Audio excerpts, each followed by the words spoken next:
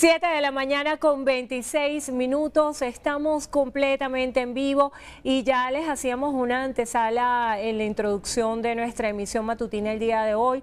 Los ojos del mundo están puestos en Medio Oriente por todo lo que se está tejiendo a esta hora y hay muchísima atención. Por eso tenemos aquí en el estudio con nosotros a Luis Daniel Álvarez, internacionalista, para analizar muy de cerca toda la escalada que hay en Medio Oriente. Muy buenos días, bienvenido. Irina, muy buenos días y aprovechar además de saludarlos porque sé que están de aniversario, así que muchos éxitos y muchísimos años más. Interesante poder analizar todo en función de los hechos. Vamos a hablar de lo que está sucediendo, esta operación militar conjunta entre Estados Unidos e Israel y el ataque a Irán, las respuestas que han tenido. Muchos no entienden de qué se trata y esto es un conflicto de larga data que se materializa hoy con esta acción. Háblenos un poco para poder entender el contexto de todos estos hechos. Sí, el gran inconveniente que uno nota en todo este escenario es que uno dice, bueno, estamos en una nueva guerra, es una tercera guerra mundial. Y el gran punto en esto es que es una guerra distinta. Este es un conflicto, hay muchos conflictos que se están dando de forma presente, el tema Ucrania-Rusia que no cesa, la coyuntura que se está dando muy cerca además de Irán, el tema Afganistán-Pakistán. Pero concretamente el tema de Irán, los Estados Unidos e Israel es que hay una situación normalmente conflictiva desde hace muchos años. Recordemos que en el año 79 cambió el gobierno de Irán, ahí había un régimen monárquico muy cercano a los Estados Unidos y vino la revolución islámica, o vino la revolución que representó ese descontento enorme hacia la forma en que el Shah, el rey, manejaba el país. Sin embargo, esa revolución fue tomada posteriormente por los sectores religiosos, que son los que se han quedado con el poder hasta este momento y que es importante, Endrina, y quienes nos están viendo, siguen teniendo el poder en este momento en Irán. Entonces esa situación ha motivado algunos ataques y se dio uno el fin de semana que podría despertar una situación de descontrol absoluto. Bueno, usted ha dicho algo clave que es muy importante, siguen teniendo el poder y en estas estructuras no es algo impredecible que ya está un reemplazo para el ayatolá y que de alguna manera pudiera continuar esta revolución islámica en el poder en Irán. Este es uno de los escenarios. Ese es un escenario en el sentido que el sistema de Irán es un sistema muy preciso, que tiene unas estructuras diferentes a las que podemos estar habituados quienes estamos en estas latitudes, porque el poder lo tiene la estructura religiosa. Ahí hay un presidente, de hecho, ahorita el presidente es un hombre de tendencia moderada respecto a otros actores internos en Irán. Sin embargo, el presidente no es quien gobierna, no es quien manda. La palabra final la tiene el ayatolá, la tenía Ali Jamenei hasta el fin de semana, anteriormente la tenía el ayatolá Jomeini y en este momento la tiene un consejo de transición que el mismo Jamenei, según se ha determinado, tuvo que ver con él. Entonces pareciera que aquí el plan, pensaron que sacando a Jamenei iba a venir un viraje absoluto y resulta que no, que la estructura política iraní de forma muy precisa sabía cómo atender un escenario donde eventualmente Ali Jamenei, el ayatolá, estuviese fuera del poder o del escenario. Hay un tema muy determinante y es el tiempo. Escuchábamos ayer en horas de la tarde al presidente Donald Trump diciendo que esto podría tardar un mes o más y que esto tal vez se pudiera escapar de las manos, así como pasó con el conflicto Rusia-Ucrania. Cuando se inició esta escalada de violencia, se pensaba que era un conflicto que duraría días, semanas y ya va para 4 años. ¿Qué pudiera pasar en este escenario?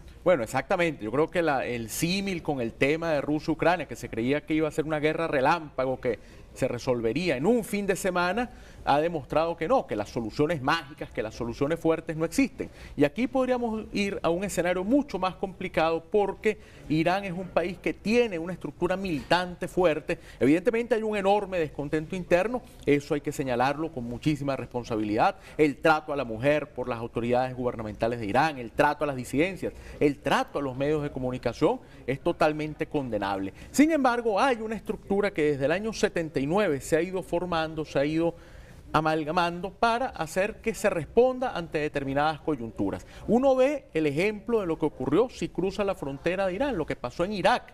Se creía que en Irak también, al salir Saddam Hussein, vendría una época de progreso, de desarrollo, y al contrario, terminó el país en una coyuntura de violencia absoluta, o lo que ocurrió en Libia, como Muammar Gaddafi, también es un caso bien similar. Que terminó siendo Libia un estado fallido, un lugar manejado por señores, varones de la guerra.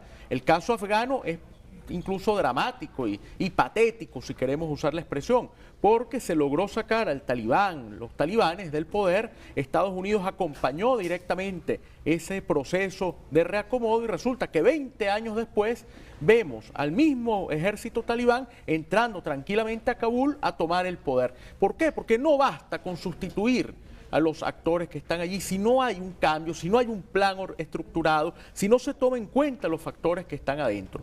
Ahí han dicho algunos que Estados Unidos apuesta, por ejemplo, por la figura del hijo del Shah de Irán. Pero es que la gente dice, bueno, el Shah de Irán tuvo un régimen represivo, un régimen oprobioso. Bueno, podemos decir que ese fue el papá, este personaje no ha gobernado. Lo que sí está claro es que este señor tiene prácticamente 5 décadas viviendo fuera de Irán, no conoce la idiosincrasia iraní, no sabe cómo se mueve la realidad, porque una cosa es ver los toros desde la barrera y otra es estar en el ruedo. Entonces pareciera que creyeron que simplemente el ataque y descabezando el sistema con Ali Jamenei vendría un viraje absoluto. Resulta que no. El gobierno de Irán, de forma muy previsiva, tenía idea de qué hacer si se presentaba un escenario de esta magnitud y pareciera que es lo que estamos viendo. Ahora, viendo las reacciones de Irán y esto para que no se convierta en una escalada de violencia, tomando en cuenta la lamentable muerte de civiles que ya supera los más de 200 civiles fallecidos, según se reportan de manera oficial, aunque cada día y minuto a minuto sigue cambiando este reporte.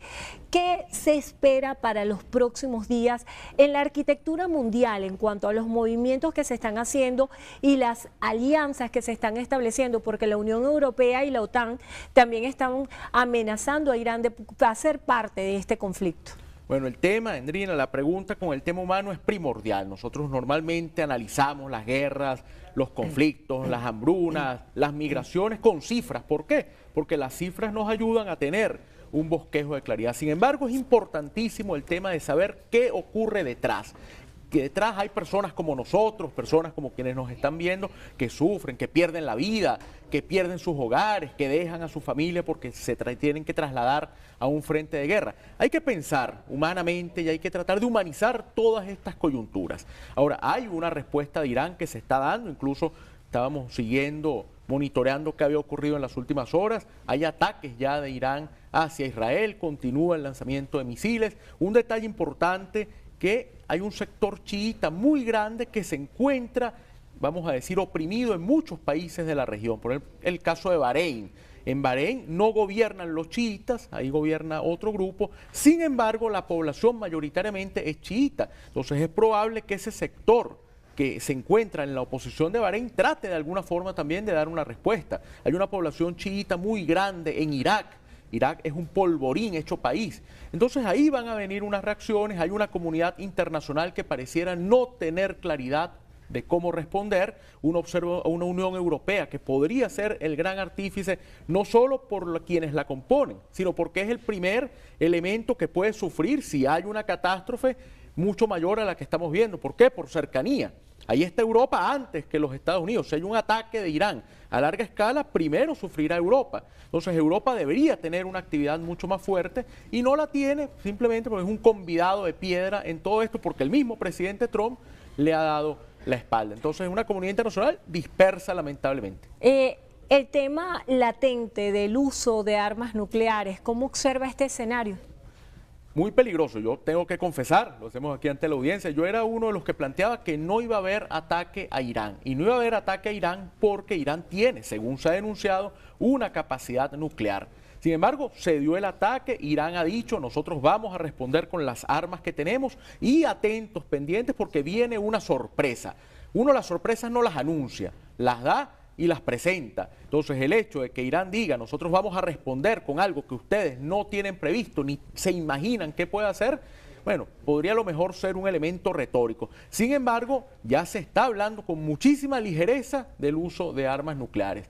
Se dice, nosotros vamos a usar, lo ha dicho Rusia, lo asoma Francia, incluso Gran Bretaña ha dicho que va a hacer lo necesario por preservar la integridad del mundo. Entonces, tristemente, y volviendo incluso, lo conectamos con la pregunta anterior, Endrina, es esa falta de entender a la humanidad. Es que hablamos de estos temas, qué fácil es apretar un botón rojo, como el que puede apretar usted para subir el volumen de la televisión o para bajarlo. Qué sencillo es. Lo que pasa es que en ese caso el problema no va a ser si escucha o no escucha lo suficientemente claro. El problema va a ser que una decisión de esa magnitud puede tener repercusiones absolutas en el mundo y puede, sin ser dramáticos ni pecar de exagerados, hacer que el mundo desaparezca, literalmente, porque estamos hablando de un poder que no se concibe hasta dónde es capaz de ejecutarse y que hablamos con muchísima tranquilidad. Bueno, tenemos energía nuclear y vamos a utilizar bombas nucleares. Bueno, habrá que pensar las consecuencias que eso puede tener para todos. El rol de Asia, el rol particularmente de China en todo este conflicto. China es un actor pragmático, China siempre busca apuntar todo para ver cómo puede incidir de alguna manera, y China había logrado un paso importante de acercar a Arabia Saudita y a Irán. Los había llevado a una reunión en Beijing para que se encontraran, para que hicieran una estrategia de tratar de calmar una situación bastante compleja que se venía dando. Sin embargo, los chinos están siendo pragmáticos, tienen su idea de la ruta de la seda y avanzan, además de eso, en buscar que no se desordene el vecindario. Hay un silencio cauteloso de China que por debajo debe estar pensando que no puede permitir que el patio trasero chino se le salga de las manos tampoco. Ya se nos agotó el tiempo, pero muy brevemente, por favor, descríbanos el panorama en el mercado petrolero y el impacto para Venezuela de este conflicto. Bueno, el cierre del estrecho de Hormuz va a provocar, por supuesto, una subida de los precios del petróleo y los países que no tengan que recurrir a esa ruta se van a ver beneficiados. Ironías de la vida, pareciera el mismo escenario del embargo petrolero de los años 70. Y ustedes dirán, ¿por qué ironías de la vida? Porque Venezuela en los años 70 no se sumó al embargo e Irán tampoco. Y eso repercutió favorablemente en nuestra economía porque al poder enviar petróleo, los ingresos fueron sustanciales. Los países que logren sortear esa situación de Hormuz van a obtener beneficios sustanciales. Gracias por estar con nosotros y sobre todo por brindarnos esa perspectiva tan humana de este conflicto. Luis Daniel Álvarez, internacionalista, gracias por estar con nosotros en Entrevista Venevisión.